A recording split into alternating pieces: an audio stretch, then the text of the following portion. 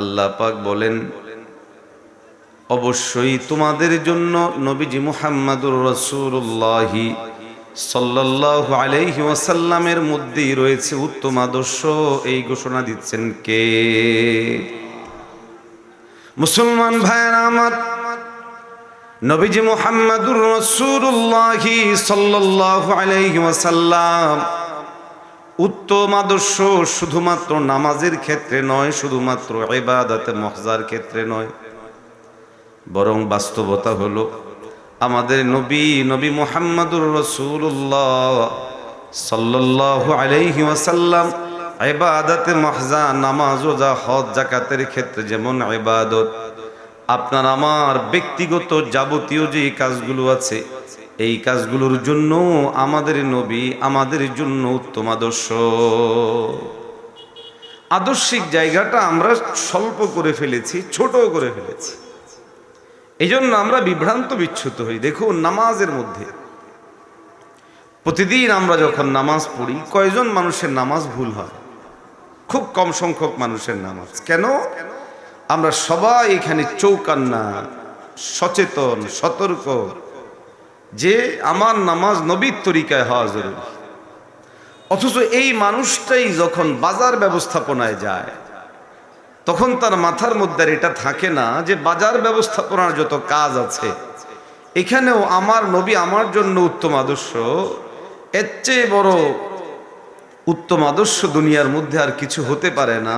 এই জিনিস মাথার মধ্যে কাজ করে না, ফলে ওই মানুষটা ব্যবসা বাণিজ্য করতে গিয়ে যাচ্ছে তাই ভাবে করে, হালাল হারাম যাচাই বাছাই করে না। আওয়াজ দিয়ে বলেন ঠিক না ভাই? ঠিক। আয়াতের সরল অনুবাদ হলো, আল্লাহ রব্বুল আলামিন আমাদেরকে বলছেন, আমাদের শ্রেষ্ঠত্বের কথা স্মরণ করিয়ে দুটো দায়িত্বকে সামনে এনেছেন। কয়টি দায়িত্ব? দুটো। একটা হচ্ছে আল আমরু বিল মারুফ, সৎ কাজের আদেশ দেওয়া। দ্বিতীয় নাম্বার হলো ওয়ান নাহিউ আনিল মুনকার, অসৎ কাজ থেকে নিষেধ করা, বারণ করা। সৎ কাজের আদেশ নিষেধ, এটার বিভিন্ন স্তর ও পর্যায় আছে। ব্যক্তিগত স্তর, রাষ্ট্রীয় স্তর, দুটোর পর্যায় এবং মূল্যায়ন এক নয়, বরং ভিন্ন। আজকে স্বাভাবিকভাবে সাধারণত আমরা আমর বিল মারুফ নাহি আনিল মুনকারকে ব্যাপকভাবে আমাদের ব্যক্তিগত জীবন বা ব্যক্তিগত পর্যায় পর্যন্ত সীমাবদ্ধ রাখি। নবীজি মুহাম্মদুর রাসূলুল্লাহ সাল্লাল্লাহু আলাইহি ওয়াসাল্লামের সুন্নাহর দিকে তাকালে পরিষ্কার হয়, প্যারে হাবিব সাল্লাল্লাহু আলাইহি ওয়াসাল্লাম ব্যক্তিগত জীবনের পাশাপাশি রাষ্ট্রীয়ভাবেও আমর বিল মারুফ নাহি আনিল মুনকারের কাজ করেছে। দেখুন, কিছু কাজ এমন আছে যেই কাজগুলো আমর বিল মারুফ নাহি আনিল মুনকার, তবে সেটা রাষ্ট্র ব্যবস্থাপনার সাথে সম্পৃক্ত। উদাহরণস্বরূপ, মাদক ভালো জিনিস না খারাপ জিনিস? জোরে বলেন না। খারাপ জিনিস, অত্যন্ত বাজে জিনিস, যেই জিনিসের কারণে আমাদের ব্যক্তি, পরিবার, সমাজ, রাষ্ট্র ক্ষতিগ্রস্ত হয়। কিন্তু দুর্ভাগ্যজনকভাবে এই মাদক, আমাদের দেশে মদের বৈধতা আছে না নাই? মাদককে ব্যাপকভাবে বৈধতা দেওয়া আছে। আপনি সিস্টেম মেনে লাইসেন্স করবেন তো বাস, আপনাকে তারা সেই লাইসেন্স দিয়ে অনুযায়ী মাদকের লেনদেন করার অনুমতি দিয়ে দিবে। অথচ মাদক হালাল না হারাম? হারাম। সুদ, আমাদের রাষ্ট্র ব্যবস্থাপনার যত ইকোনমিক সাইড আছে, অর্থনৈতিক সাইড আছে, সবগুলোতে আপনি খেয়াল করলে দেখবেন যে রাষ্ট্র ব্যবস্থাপনার যাবতীয় সাইডগুলোর, এই ইকোনমিক যে সাইডগুলো আছে সবগুলো সুদ ভিত্তিক। এখন মদ বলেন, সুদ বলেন, এটার বিরুদ্ধে যদি আপনি আমি মওত পর্যন্ত ওয়াজ করি, তাহলে কি এটা রাষ্ট্রীয়ভাবে নিষিদ্ধ হবে? বলেন না, হবে না।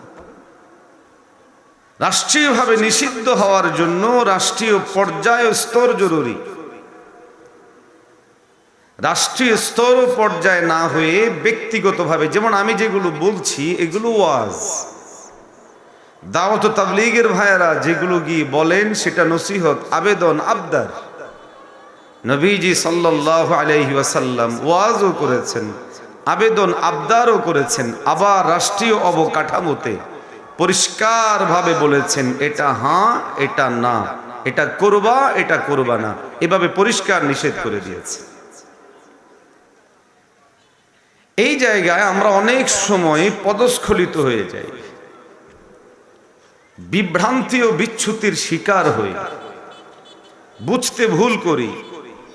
দেখুন, আমাদের জন্য আদর্শ মাপকাঠি আমাদের নবী মুহাম্মদুর রাসূলুল্লাহ সাল্লাল্লাহু আলাইহি ওয়াসাল্লাম। নবীজি সাল্লাল্লাহু আলাইহি ওয়াসাল্লামের হায়াতের মধ্যে আপনি আমি যদি দেখি, নবীজিকে পাবো একজন ওয়াইজ হিসাবে, তিনি নসিহত করেছেন। নবীজি সাল্লাল্লাহু আলাইহি ওয়াসাল্লামকে পাবো একজন দাঈ হিসাবে, তিনি দাওয়াহের কাজ করেছেন।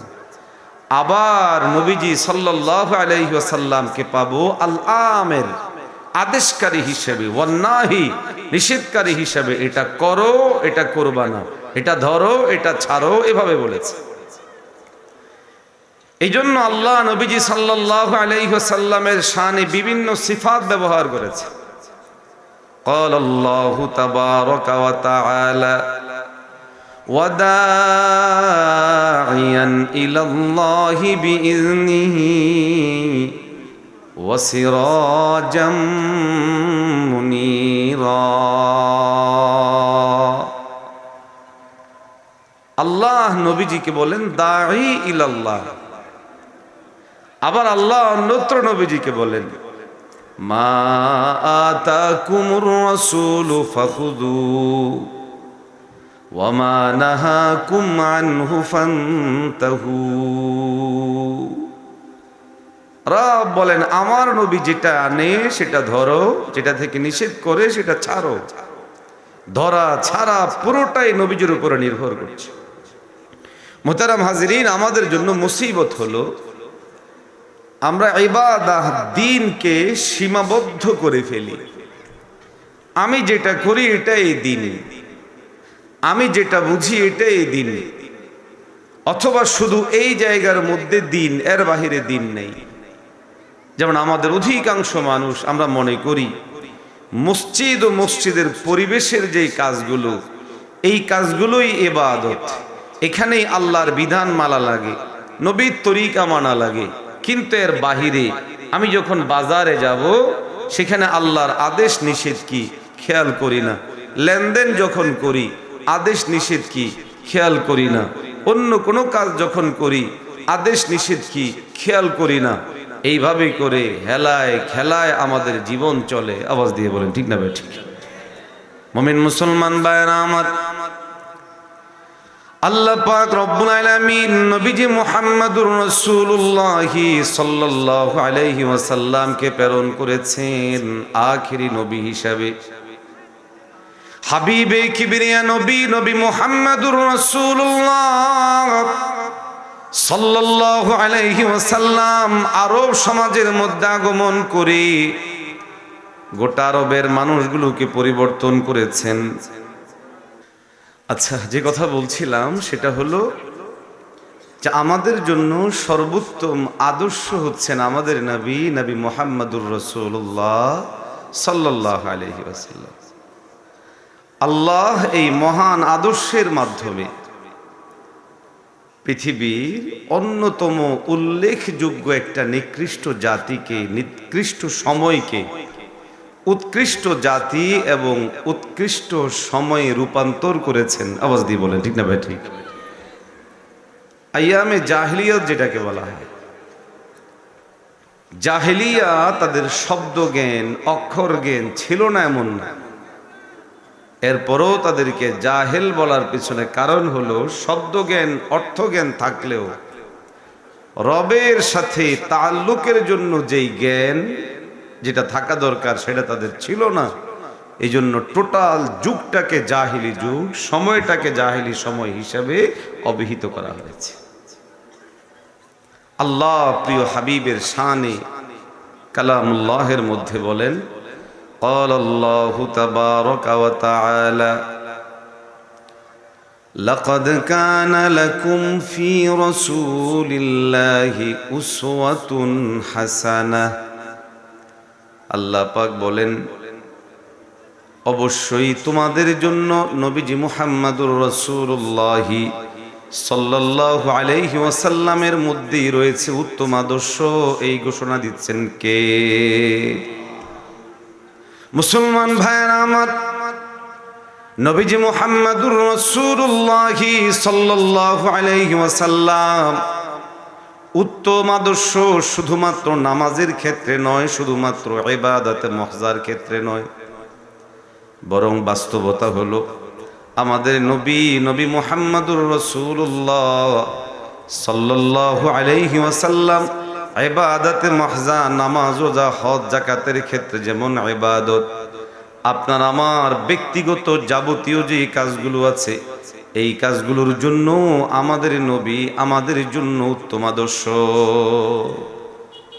আদর্শিক জায়গাটা আমরা স্বল্প করে ফেলেছি, ছোট করে ফেলেছি, এই জন্য আমরা বিভ্রান্ত বিচ্যুত হই। দেখুন, নামাজের মধ্যে প্রতিদিন আমরা যখন নামাজ পড়ি, কয়জন মানুষের নামাজ ভুল হয়? খুব কম সংখ্যক মানুষের নামাজ। কেন? আমরা সবাই এখানে চৌকান্না, সচেতন, সতর্ক যে আমার নামাজ নবীর তরিকায় হওয়া জরুরি। অথচ এই মানুষটাই যখন বাজার ব্যবস্থাপনায় যায় তখন তার মাথার মধ্যে এটা থাকে না যে বাজার ব্যবস্থাপনার যত কাজ আছে এখানেও আমার নবী আমার জন্য উত্তম আদর্শ, এর চেয়ে বড় উত্তম আদর্শ দুনিয়ার মধ্যে আর কিছু হতে পারে না। এই জিনিস মাথার মধ্যে কাজ করে না, ফলে ওই মানুষটা ব্যবসা বাণিজ্য করতে গিয়ে যাচ্ছে তাই ভাবে করে, হালাল হারাম যাচাই বাছাই করে না। আওয়াজ দিয়ে বলেন ঠিক না? ঠিক। মুসলমান ভাইয়েরা আমার,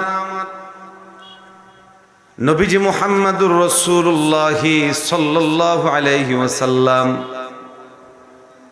নামাজের ক্ষেত্রে যেমন আপনারা আমাকে শিখিয়েছেন নামাজ এইভাবে পড়ো, এই ভুল করবে না।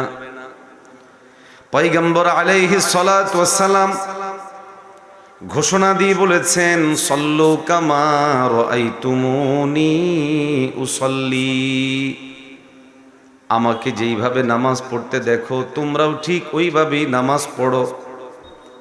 পয়গম্বর আলাইহিস সালাতু ওয়াস সালাম ঠিক আপনারা আমার জন্য বাজার ব্যবস্থাপনার ক্ষেত্রেও নির্দেশনা দিয়েছেন। হাবিবে কিবরিয়া নবী মুহাম্মদুর রাসূলুল্লাহ সাল্লাল্লাহু আলাইহি ওয়াসাল্লাম যখন বাজারে গেলেন, বাজারে গিয়ে দেখে এক ব্যবসায়ী উপরে মালামাল খুব সুন্দর করে প্যাকেটিং করে রেখেছে, বস্তা ভরে রেখেছে, কিন্তু ভিতরে মালামালগুলো সমস্যা। পয়গম্বর আলাইহিস সালাতু ওয়াস সালাম হাত প্রবেশ করিয়ে যখন দেখলেন উপরের মাল একরকম, ভিতরে আরেক রকম, পয়গম্বর নির্দেশনা জারি করে বলেন, মান গাশশানা ফালাইসা মিন্না। আমার উম্মতের মধ্যে কেউ যদি এই ধরনের ধোঁকাবাজি করে, প্রতারণা করে, তাহলে সেই উম্মত কোনোদিন আমার অন্তর্ভুক্ত হবে না। আর যদি কোনো ব্যবসায়ী খেয়াল করে যে আমার নবীর সুন্নাহ ও আদর্শ আমার ব্যবসার ক্ষেত্রেও মানা জরুরি, নবী বলেছেন ধোঁকা দেয়া যাবে না। আবার ব্যবসার ব্যাপারে আল্লাহর নির্দেশনা আছে। قال الله تبارك وتعالى ويل للمطففين।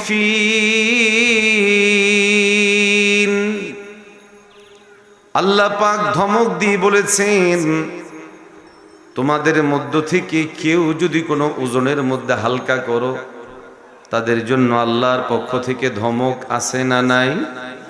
আর আসতে বলেন, আওয়াজ দিয়ে বলেন না, আছে না নাই?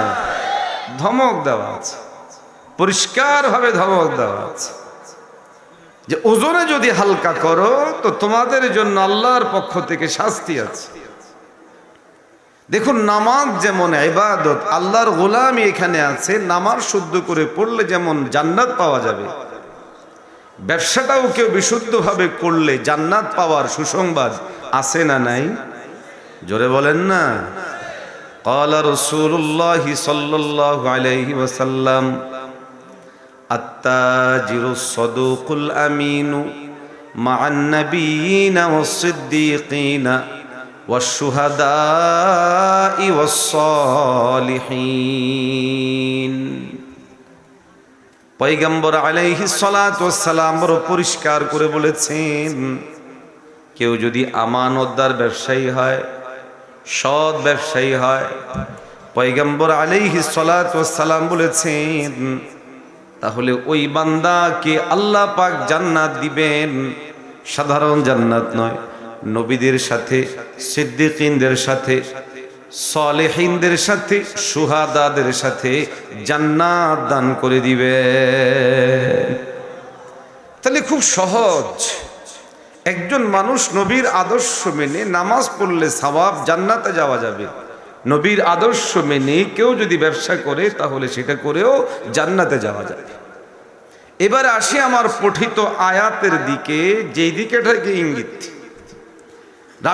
রাষ্ট্র ব্যবস্থাপনা, মেম্বার, চেয়ারম্যান, এমপি, মন্ত্রী, এই যে জায়গাগুলো, এখানে আল্লাহর কোনো আদেশ নিষেধ আছে না নাই? আরো আসতে বলেন, জোরে বলেন না, আছে না না? আমি আপনাদের দোয়ায় কুমিল্লা 10 থেকে হাত পাখায় নির্বাচন করব, দোয়া করবেন আল্লাহ যেন সফলতা দান করেন। আগের হিসেবে থাকলে তো আপনারাও আমাদের ভোটার হয়ে যেতেন, কি বলেন, ঠিক না? এখন অনেকের প্রশ্ন, হুজুরদের এই ময়দানে কি,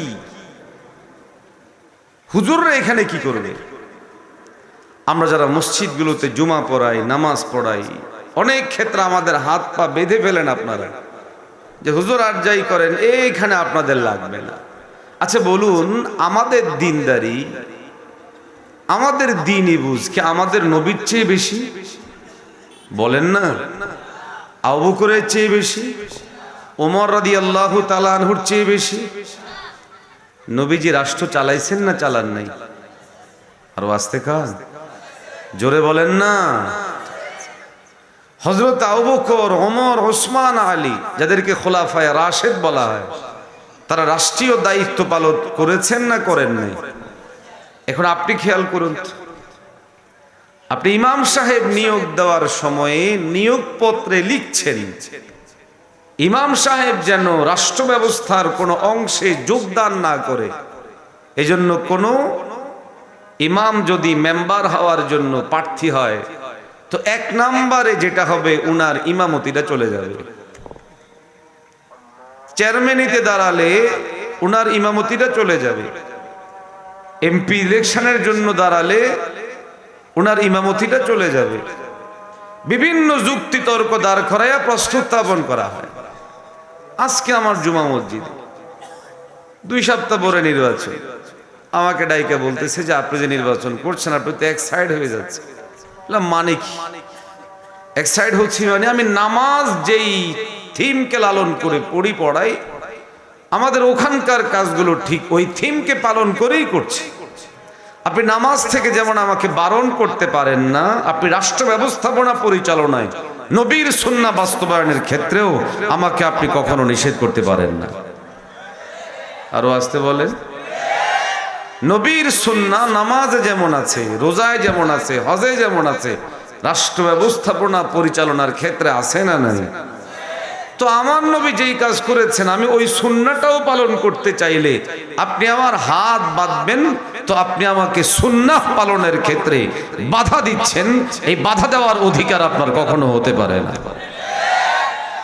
সবচেয়ে বড় কথা হলো, রাষ্ট্রের পাহারাদারির জিম্মাদারি আমরা যখন দিয়ে দিচ্ছি সুদখোরদের হাতে, রাষ্ট্র পরিচালনার দায়িত্ব আপনি আমি যখন দিয়ে দিচ্ছি ঘুষখোরদের হাতে, যখন আপনি আমি রাষ্ট্র পরিচালনার দায়িত্ব এমন কাউকে দিচ্ছি যাদের কাছে দিন নাই তখন তারা দিনকে প্রতিষ্ঠার জন্য রাষ্ট্রকে ব্যবহার করে না, নিজেদের স্বার্থের জন্য করে।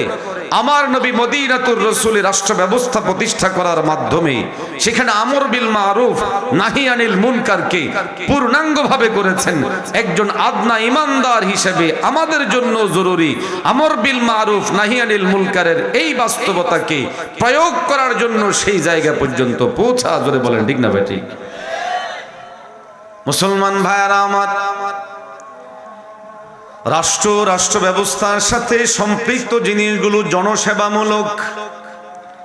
আপনারা আমার নবীজি মুহাম্মদুর রাসূলুল্লাহ সাল্লাল্লাহু আলাইহি ওয়াসাল্লাম মদিনার জিন্দেগীর গোটা সময় ধরে জনসেবামূলক কাজ করেছেন।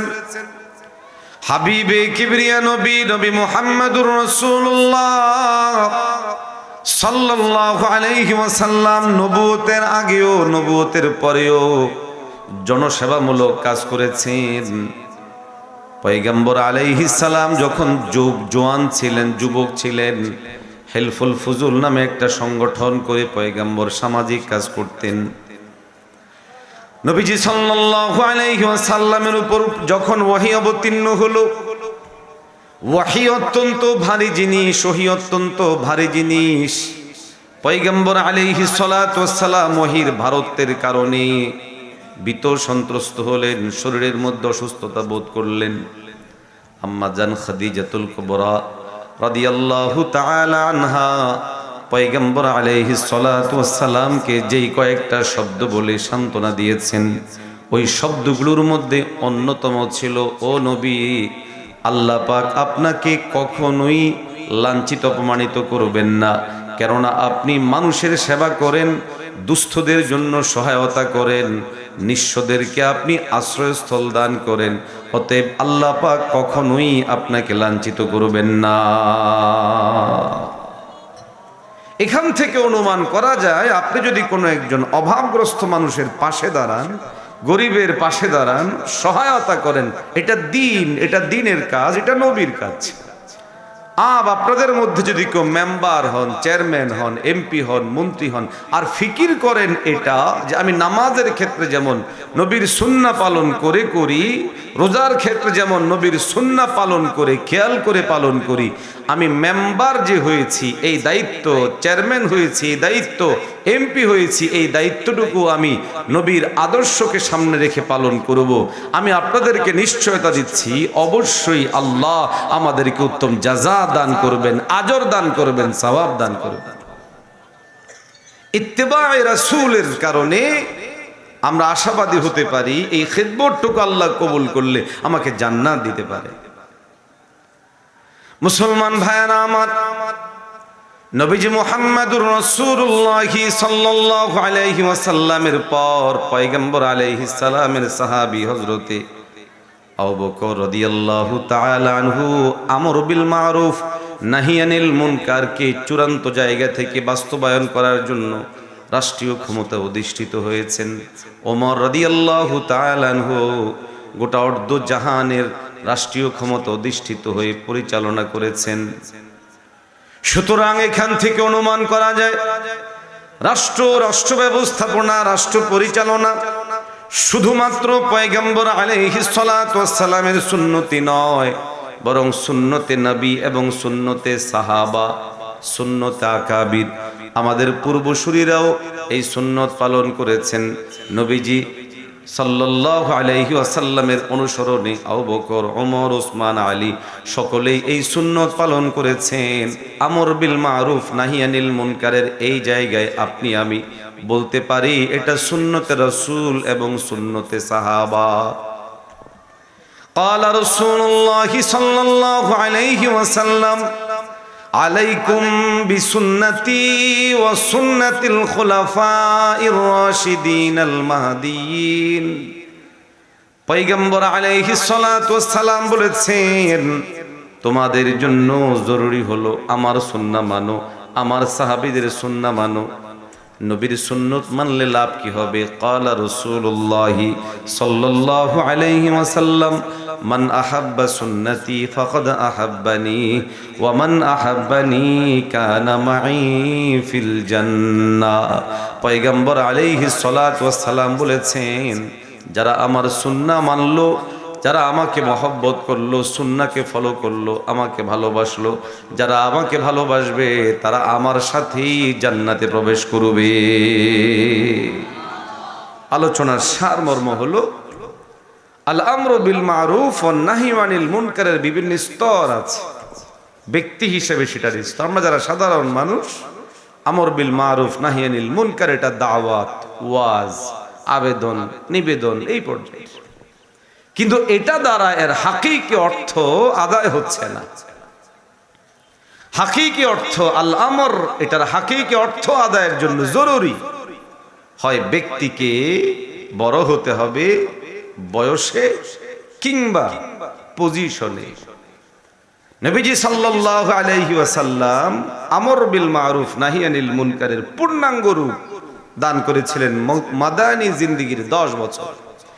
এই জন্য আপনার আমার জন্য জরুরি ব্যক্তি জীবনকে আমরা সুন্নাহের আলোকে আলোকিত করার পর, সমাজকে সাজানোর পর প্ল্যান রাখতে হবে রাষ্ট্রের চূড়ান্ত পর্যায় পর্যন্ত ইসলাম পৌঁছায় দেওয়া, ইসলামকে প্রতিষ্ঠা করা। রাজি আছে তো ইনশাআল্লাহ? আল্লাহ আমাদেরকে তৌফিক দান করেন, কবুল করেন, আমিন। ওয়া আখিরু দাওয়ানা আলহামদুলিল্লাহি রাব্বিল আলামিন।